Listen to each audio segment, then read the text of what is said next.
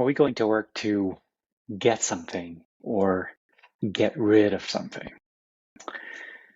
Now, might be a funny question. I agree. So, what do I mean by that? Well, in the previous episode, we talked about our relationship with work.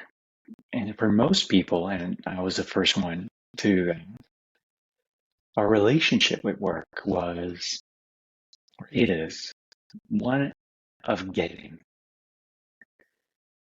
For me, it was about getting money.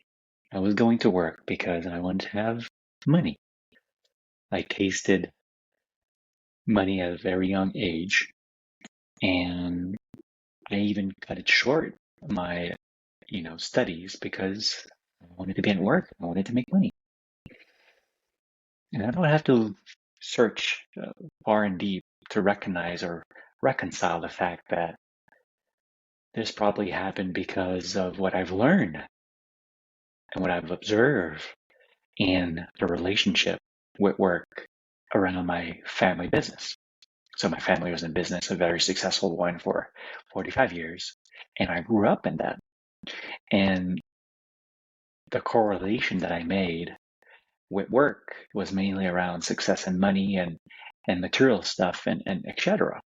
And later on, it transformed into promotions or the chase for promotions, and then the chase for titles, and then the chase for recognition and all that.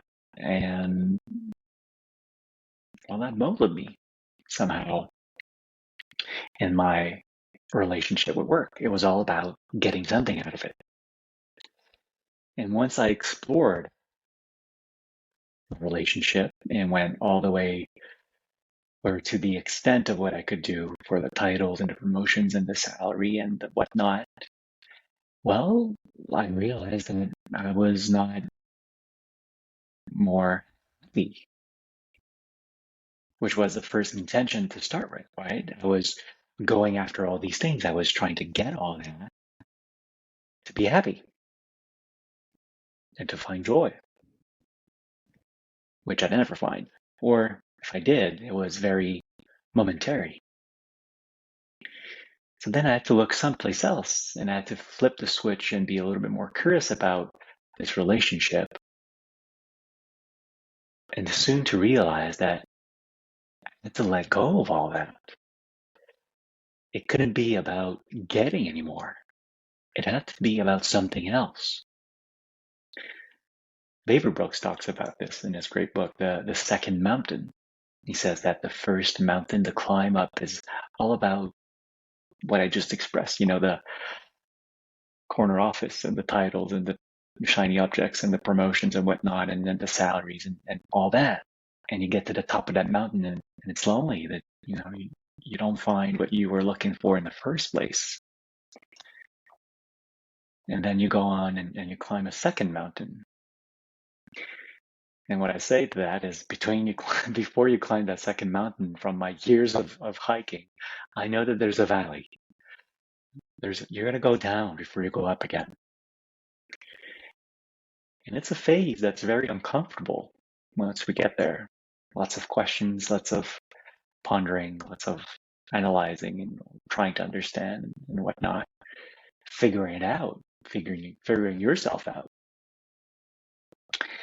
And to the point of this podcast today, there's this magnificent relationship between what work does for us, not only at work, but in our own lives. When we get into that valley and we start to reassess the nature of our work and how to approach it, individually we start connecting the dots and seeing how we've been running our lives in the same way. From the people we meet, the relationship we create, the places we go to, the vacations we do, the restaurants we decide to go to. All tactics and decisions and ways in which we can control and manipulate life to be okay, to be happy. And soon you realize that Well, it's not about that anymore. Not, nor at work and nor in my own life. It has to be about something else. You go a little bit deeper and you peel the onion a little bit more.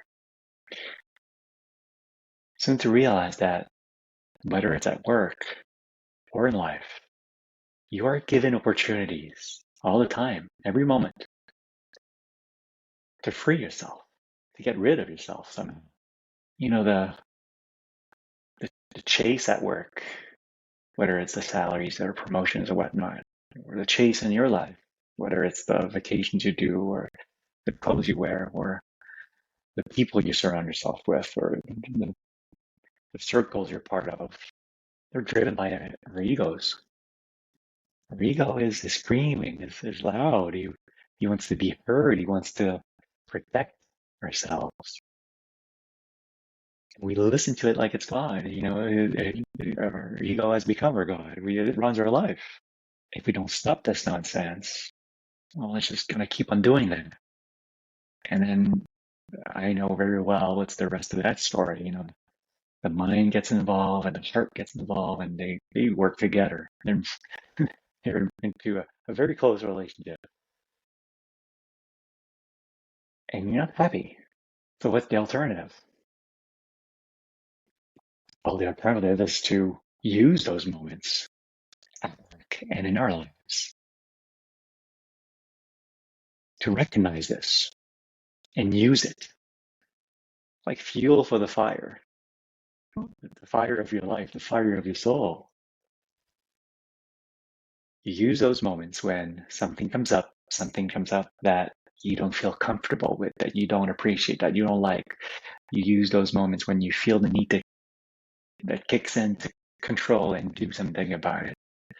You use those moments to let go of you, the little you. You let go of you. You get rid of all those blockages and obstacles that are in the way of freeing yourself from yourself at the end of the day. And when you start doing that, then the relationship with work becomes much more different. And so does the relationship in your own life, with every aspect of your life. Family, friends, spouse, anything. And there's nothing more beautiful than that, really. You slowly use those moments, let go, free yourself from yourself, and you connect to what you truly are, really. We think we are this little human trying to succeed at work and get this promotion and all that. And there's nothing wrong with it, by the way, right? It's all fine. But you're not just that. You're much more than that. Actually, as a matter of fact, you're the one that can see all this happening. It's a great sense of lightness, of freedom, of joy that comes from that place when we get accustomed to assessing it more and more. And so I say why we shouldn't go to work to get something, but to get rid of something. And the only thing that you need to get rid of is ourselves. So that's my invitation today. Use everything that is being given to you at work or in your life to get out of the way. Step back. Reckon that you are just about to try to control and manipulate life to get your way and feel safe and be happy and do all these things. Meanwhile, there's another goal. There's another thing at play here that will get you to that eternal, forever lasting happiness and joy that you're looking for. And that only goes through the letting go of yourself. And that's what Jesus said, when he said, you have to die to be reborn. That's exactly it. All of the traditions, they said the same thing in different ways. And it's all about that. And that's meditation. use everything that is being given to you, and get out of the way. Get out of the way, relax, and be happy. Yeah.